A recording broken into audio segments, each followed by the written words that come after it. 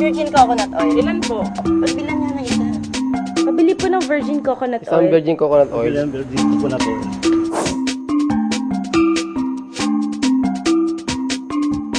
Pabili po Ilan ng po? virgin coconut oil. Meron po ba kayong VCO? Isa nga pong virgin coconut oil. Pabili nga po ng Pabili po ng VCO. virgin coconut Meron po ba oil. kayong Virgin VCO? coconut oil nga po.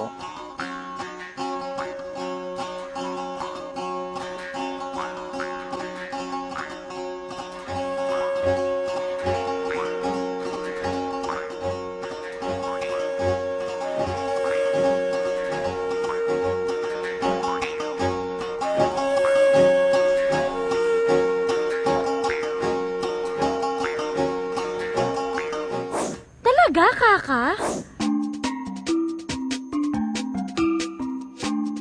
Oo, yung marami nga naghahanap ngayon ng virgin coconut oil eh. Nagtanong-tanong nga ako eh. Yung virgin coconut oil pala, gawasan nyo? Siyempre naman, Kaka. Ginagamit daw tong suplemento sa pagkain o kaya karagdagang pinagkukuhanan ng sustansya. Pero hindi to tulad ng ibang ordinaryong mantika kasi wala tong taba at saka kolesterol. Kaya okay daw to sa kalusugan. Ginagamit din daw tong gamot sa ilang sakit sa balat tulad ng tagyawat, saka alipunga.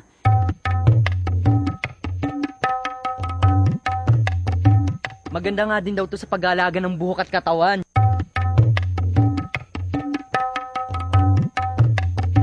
Ganon, kuya. Eh di pwede sa'yo. At sa iyo din. Eh, maraming ang umiinom nito dahil sa nakakapagpalakas daw to ng katawan at saka nakakapagpagaling sa sakit sa puso, diabetes at saka rayuma.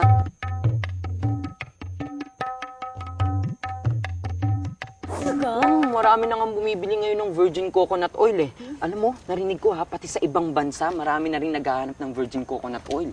Oo, palaki na nga ng palaki yung export ng virgin coconut oil. Isa na talaga tong malaking industriya. Ay, naiisip niyo bang naiisip ko? Naiisip mo bang naiisip ko? Mawawalan ka na ng mga tagyawat. Akala ko ba gusto mo magnegosyo?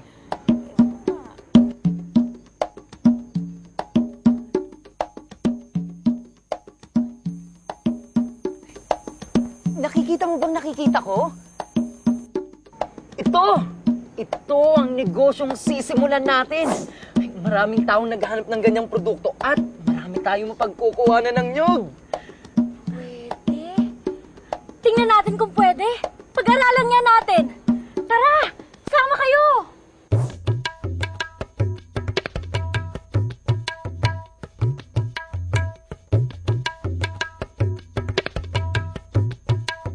Narito po para turuan tayo sa paggawa ng virgin coconut oil si Ate Catherine Lee.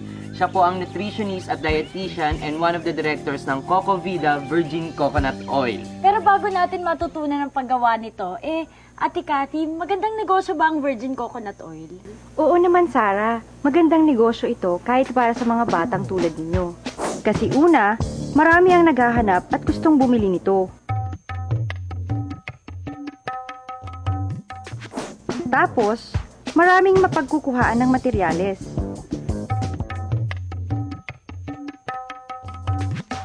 Pangatlo, hindi malaki ang kapital o pondo na kailangan.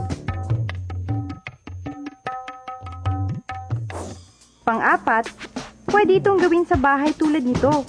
Basta sinusunod mo lang ang good manufacturing practices. Kalima, kayo mismo, kaya niyong gumawa ng virgin coconut oil.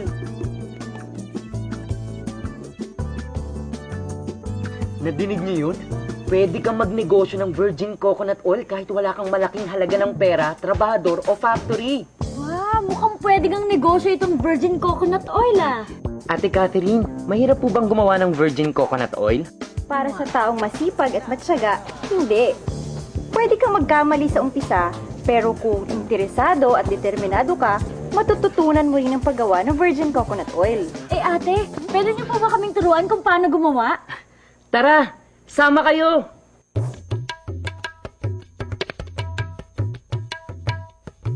Ano po kakailangan ng mga materyales o ingredients?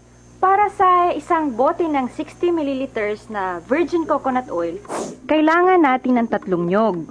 Kailangan din natin ng sabaw o juice at ang laman nito. Gagamit din tayo ng katsa, plastic na lalagyan, mga filter o pangsala, at guwantes. Madaling mahanap ito. Mabibili ito sa palengke. Ang isa pang maganda sa nyog, magagamit pa ang ibang parte nito. Aba, wala palang masasayang. Oo, ang totoo niyan, lahat ng parte ng nyog may gamit. Ang bao, pwedeng maging bunot. Pag tinanggal ang balat, pwedeng gawing sandok, pangsalok, at iba pang gamit pang bahay. Pwede rin itong gawing pangsiga. Pwede rin pong lutuin sa asukal para maging bukayo. Siyempre, masarap inumin ng sabaw. Nako, maraming iba pang gamit. Puno ng buhay nga ang tawag sa puno nito eh. Naku, Ate Cathy, bago pa po tuluyang magutom itong si Kuya, gawa na po tayo ng virgin coconut oil. Nakuha niyo na ba ang mga materyales? Ang mga kakailanganin sa paggawa ng virgin coconut oil ay Nyog, ang mga laman at sabaw ng 3 nyog. Katsa, mga filter o pangsala, plastic na lalagyan, at guwantes.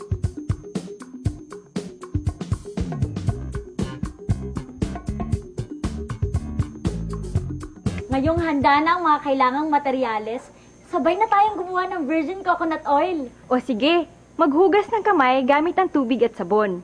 Pagkatapos, isuot ang guwantes. Mahalaga ang kalinisan sa paggawa nito. Dito sa amin, bukod sa kailangan malinis ang paggawaan namin, nagsusuot din kami ng hair restraint o takip sa buhok para siguradong hindi nalalagyan ng buhok ang produkto. Nagpapalit din kami ng sapatos. Hindi namin ipinapasok dito sa loob yung galing sa labas. O, ngayong malinis na kayo, pwede na nating simulang kayurin ang laman ng nyog.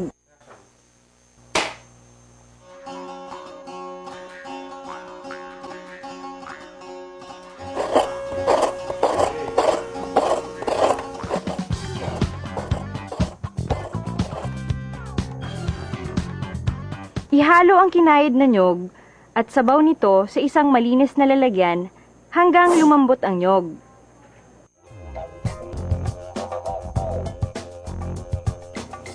Ilagay ang net sa palad ng kamay at ilagay dito ang isang dakot ng hinalong nyog. Ibalot ang nyog sa net at pigain hanggang lumabas ang gata. Saluhin ang gata sa isang malinis na lalagyan. Pwede itong pigain hanggang 2 beses.